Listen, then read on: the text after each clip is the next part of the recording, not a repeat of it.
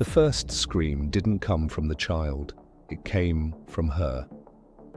She dropped the tray before she even realized what she was holding. Ceramic shattered across marble floors that cost more than her entire life's savings. The little boy froze beside her, small fingers still wrapped around hers, eyes wide and confused. "No, no, no," she whispered, already kneeling, already shaking. Across the room, men in dark suits moved fast, too fast. Someone shouted a name she didn't recognize. Another voice said, "Sir, stay with us," like they were begging time itself. She pulled the boy closer to her chest, shielding him without thinking, as if her body knew something her mind refused to accept. Because the man lying on the floor, motionless, pale, unrecognizable, was the most powerful man in the building, and she was just the caretaker. Minutes later, sirens clawed through the silence. Cameras would come, lawyers, questions, blame. But right now, in this frozen moment, all she could think was one terrifying truth. Everything that was about to happen started because she made one small decision she almost didn't make. Before we go any further, if stories like this pull you in, take a second to like the video. Subscribe if you enjoy long, emotional narrations like this. And drop a comment. Tell me where you're watching from and what time it is for you right now. All right, let me take you back. Before the marble floors, before the screaming, before her name mattered to anyone. Her name was Elena Moore, and most days the world forgot she existed. She woke up before dawn in a one-bedroom apartment that smelled faintly of disinfectant and instant coffee. The walls were thin, the ceiling leaked when it rained. And every morning, she sat on the edge of her bed for exactly 10 seconds, gathering the strength to stand up. Not because she was lazy, because standing meant responsibility. Her son, Caleb, slept in the next room, curled around a stuffed dinosaur with one missing eye. 7 years old, too observant, too quiet for a child who'd already learned that adults disappear. Elena brushed her teeth while reviewing the day in her head. School drop-off, bus ride, 12 hours at a house that wasn't hers. Dinner made from whatever was cheapest. Homework at the kitchen table. Repeat. She worked as a live-in caretaker for a man most people only knew from headlines. Billionaire, philanthropist, visionary. To Elena, he was just Mr. Hartley. He owned the house, the cars, the silence. She cleaned, cooked, organized medications, managed schedules. She knew which floors creaked, which doors stuck, which days he didn't want to be spoken to. She also knew something no one else seemed to notice. He was lonely. Not the dramatic kind. Not the kind that cries into whiskey glasses. The quiet kind. The kind that sat across from a child at breakfast and watched him eat like it was something sacred. Caleb liked him. That scared her. "Don't talk too much," she warned softly one morning as she buttoned her son's jacket. Caleb frowned. "Why?" "Because," she said carefully, "this isn't our house." Caleb looked past her toward the hallway where the sun poured in through tall glass windows. "But he's nice." Eleanor didn't answer. Nice didn't mean safe.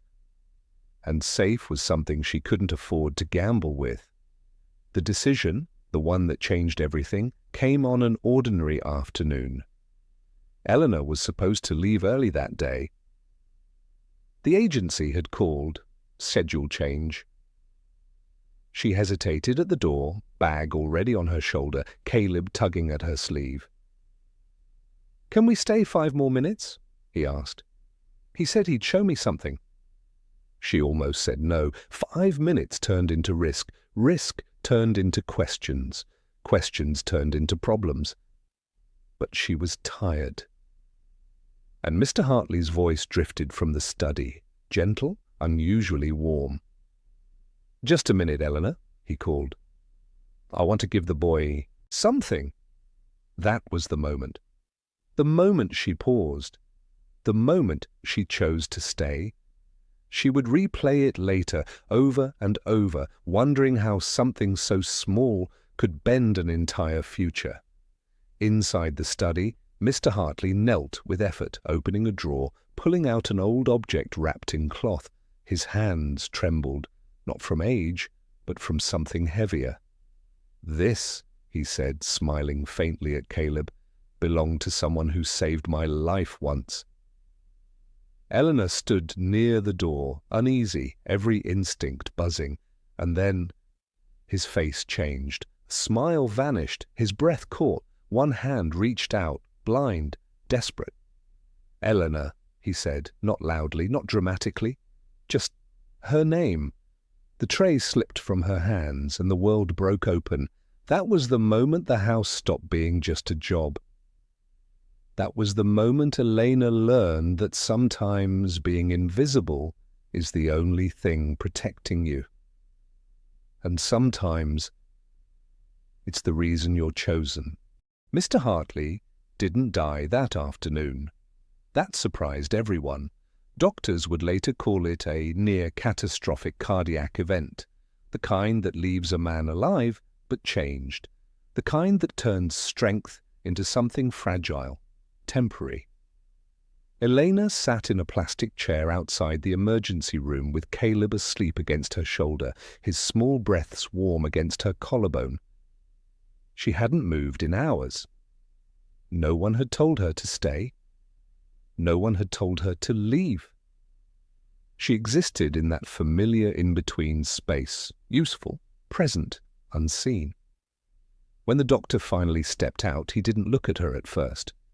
His eyes scanned the room, searching for someone important, someone official. Elena stood anyway. "He's stable," the doctor said, "but he'll need constant care, reduced stress, limited visitors." Elena nodded, even though none of that was her decision to make. Later that night, a woman arrived. She moved like the building belonged to her. Sharp heels, sharper eyes. Her coat cost more than Elena's monthly rent. "I'm Victoria Hale," she said briskly, "Mr. Hartley's legal counsel." Her gaze dropped to Caleb, still sleeping. It lingered. "And you are?" "Elena," she replied.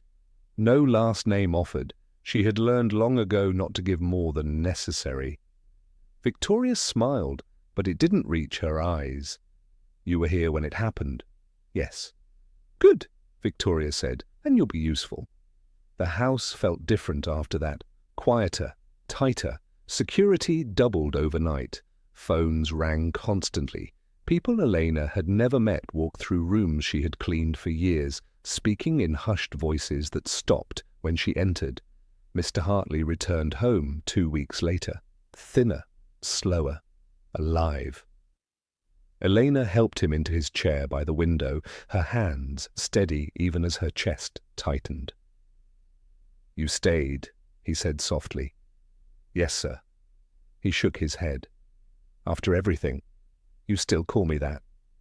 She didn't respond. Names blurred lines. Lines kept people safe. Caleb stood in the doorway, unsure. Mr. Hartley noticed him immediately. "You're taller," he said. Caleb smiled. "You almost scared us." Something broke behind the billionaire's eyes. That night, Elena found an envelope on the kitchen counter. Inside was more money than she had ever held in her hands. A bonus, a thank you, a leash. She didn't touch it. The next morning, Victoria returned. "This arrangement can't continue as it is," she said, standing in the study like a judge. "Your son, the informality, the liability." Eleanor's stomach tightened. "I take care of him. I don't interfere." Victoria leaned forward. "You exist inside a system you don't understand." Elena met her gaze. "Then explain it." Victoria smiled again. "No." That was when Elena understood. This wasn't about safety. It was about control. Over the following days, Mr. Hartley began asking for Elena specifically. He trusted her. That scared her more than anything else. He asked her to sit while he ate, to read documents aloud when his hands shook, to bring Caleb in the evenings just to hear a child laugh in the house again. And every time she said yes, something inside her shifted. Not romance, responsibility. Because she saw the cracks, the way executives pushed, the way Victoria watched, the way decisions were being made around a man who had built an empire but could no longer protect it. One afternoon, Mr. Hartley handed Elena a sealed folder. "If anything happens to me," he said quietly, "this goes to you." Her heart slammed. "Sir, I can't." "You can," he interrupted. "You won't want to, but you can." She didn't open it. That night, Victoria waited for her by the stairs. "You should leave," she said calmly. "Take the money, take your child, disappear." Eleanor's voice barely worked. "Why?" "Because if you stay," Victoria said, "you'll be standing in the way of people who don't lose." Elena looked back toward Caleb's room, toward the man who trusted her with more than he should have. "I already am," she said. Victoria's smile vanished, and in that silence, Elena felt it, the shift, the moment when care turned into threat, when kindness became leverage. She went to bed that night knowing one thing for certain. The next decision she made wouldn't just affect her life, it would decide who got to survive what was coming. Eleanor didn't open the folder right away. She hid it beneath a stack of folded towels in the laundry room where no one ever looked unless something was already broken. That felt appropriate. For 2 days, the house functioned like nothing had changed.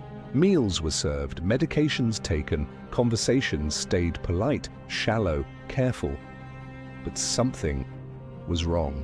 Mr. Hartley began forgetting things. Small things at first, a meeting that had already happened, a name he'd repeated 1,000 times, the sound of the front gate locking at night. Elena noticed before anyone else did. She always did. On the third night, she found him standing in the hallway, staring at a blank wall like it was waiting to speak. "Mr. Hartley?" she asked, gently. He blinked. "I was looking for my study." "You're 5 steps away from it." He frowned, then laughed softly, embarrassed. "So I am." But his hands shook as she guided him back. That night, she opened the folder. Inside were documents. She didn't fully understand, but she understood enough. Ownership structures, trust transfers, emergency authority, and one page highlighted in yellow. Her name, Elena Moore, not as an employee, as a temporary decision holder. Her breath caught. This wasn't gratitude, this was insurance. The next morning, the pressure arrived. 3 black cars at the gate, men who didn't introduce themselves, eyes that looked through her, not at her. Victoria stood with them, calm as ever. "Elena," she said, "we need to talk." They spoke in the study with the doors closed. "You are not equipped for what's coming," Victoria said, folding her hands. "And your presence complicates matters." Elena didn't raise her voice. "He trusted me." "He miscalculated," Victoria replied. "You're emotionally involved." "So are you," Elena said. Victoria's jaw tightened. That was the first crack. Later that day, Caleb didn't come home from school on time. Elena waited by the window, heart ticking louder with every passing minute. When a car finally pulled in, it wasn't the school bus. It was one of the black cars. Caleb stepped out, confused, backpack crooked. Eleanor ran. "What are you doing?" she demanded. The man smiled politely. "Ensuring cooperation." That night, Mr. Hartley collapsed again. This time, it wasn't his heart. It was the truth. "They're pushing me out," he whispered to Elena from his bed. "They've been waiting for me to weaken." She held his hand, afraid to let go. "Then why give me this?" she asked, the folder heavy between them. He met her eyes. Because you still see people as people. Tears blurred her vision. Victoria arrived before dawn. They're preparing to declare him unfit, she said. Once that happens, the transfer activates. Elena swallowed. And me? You become a problem, Victoria said honestly. That was when Elena understood the game. This wasn't about love, or loyalty, or kindness. This was about who held the pen when the signatures mattered. She made her decision before sunrise. She packed a single bag. She woke Caleb gently. She left a note on the kitchen counter. And she placed the folder in her coat. By the time Victoria realized what Elena had done, the gate was already opening. The black cars followed. Elena didn't look back. She drove into the city with no plan beyond one terrifying certainty. If she stayed invisible, they would erase her. If she stepped into the light, they would come for everything. The city smelled different that morning. Elena noticed it as soon as she stepped out of her car. Smoke from distant factories, exhaust from early commuters, the faint tang of rain lingering on concrete. She wasn't invisible anymore. Every glance felt heavy. Every passerby seemed to notice her. Her phone buzzed relentlessly. Unknown numbers, silent threats, instructions she didn't recognize. She ignored them all. Caleb clutched her hand tightly. "Mom, are we in trouble?" She smiled, a little too stiffly. "We're just changing the rules." By noon, the first ripple hit. News alerts flooded screens. Hartley Enterprises faces sudden internal shakeup. Caretaker steps into unexpected authority. Who is Elena Moore? Elena leaned against the wall of a quiet cafe, sipping coffee she barely tasted. Each headline felt like a hammer strike, yet she couldn't look away. Then came the calls. Lawyers, executives, distant relatives she had never met. "Miss Moore," one said, voice clipped, "your signature is required immediately. Authority has been delegated to you." Elena's hands shook. "I don't even know what half of this means." "You'll learn quickly," the voice replied. She ended the call, heart hammering, and looked at Caleb. "We need a plan?" He frowned. "But you just wanted to help him." "I know," she whispered, "but helping sometimes means surviving." Hours later, she found herself in a glass-walled boardroom. Executives stared at her like she had stepped out of a dream or a nightmare. "Miss Moore," one began, "you have the authority now. Decisions must be made immediately." Eleanor closed her eyes. She could feel Mr. Hartley's absence pressing down on her, the quiet trust he had placed in her. Every choice felt like a betrayal. And then the first test arrived. A shipment, critical contracts, millions of dollars, employees' livelihoods, all hinging on a single signature. Elena hesitated. The folder felt heavier than a mountain. Her fingers hovered over the pen. Caleb tugged at her sleeve. "Mom, you can do it." She swallowed, and she signed. The moment the ink dried, alarms rang, not literal ones, but the kind that echo inside your chest. A message appeared on her phone. "Good, but not enough. They are watching." Elena's stomach twisted. "Who?" she whispered. No answer came. Night fell. The city lights glittered, indifferent, beautiful, and cold. Elena stood by the window in her apartment, Caleb asleep behind her. She touched the folder again. Every decision, every signature, every move, it all meant something she wasn't ready to fully understand. And yet, she couldn't stop. She knew that somewhere Mr. Hartley was watching her, trusting her still. Somewhere, Victoria was plotting, waiting for her next misstep. Somewhere the world was shifting beneath her feet. And Elena Moore realized for the first time that being a caretaker was nothing. Being a decision maker could be everything.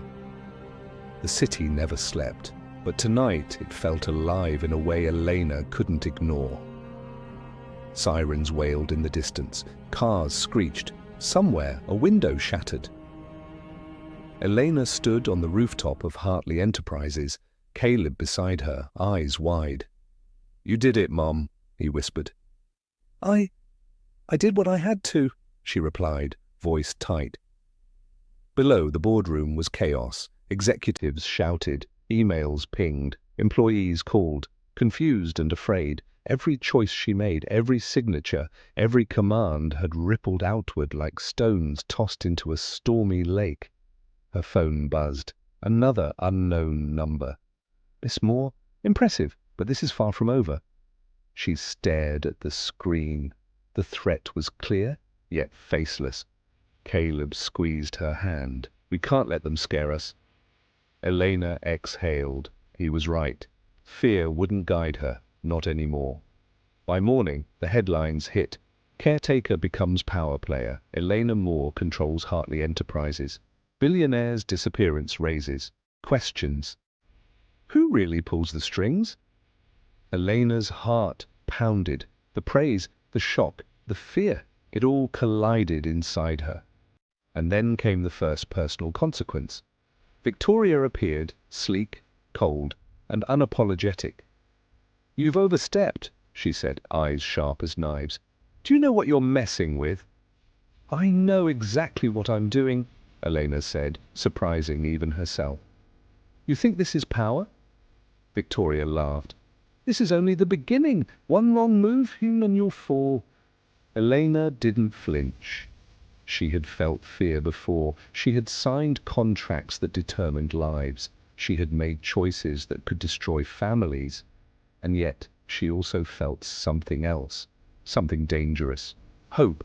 Hope that she could survive this. Hope that she could protect Caleb. Hope that she could do more than just follow instructions. Victoria stepped closer. "Remember, someone is always watching. Someone will exploit any weakness." Elena's pulse quickened. She glanced at Caleb, then back at Victoria. "I'm ready for whatever comes next." The day faded, but the tension didn't. Elena sat by the window that night, city lights reflecting off her eyes. Caleb slept peacefully beside her. Her phone vibrated again, this time a single message from an unknown number. "Decisions have consequences. Are you prepared for what comes next?" Eleanor stared at the screen, a small smile forming. "Whatever comes," she whispered, "we face it together." The city sprawled endlessly below, full of possibility and danger. And Elena Moore realized the truth. Being invisible had never been an option. Being brave, decisive, and alive, this was just the beginning. She glanced at Caleb. "Tomorrow," she said softly, "we start a new chapter." And for the first time since this all began, Elena Moore felt unstoppable.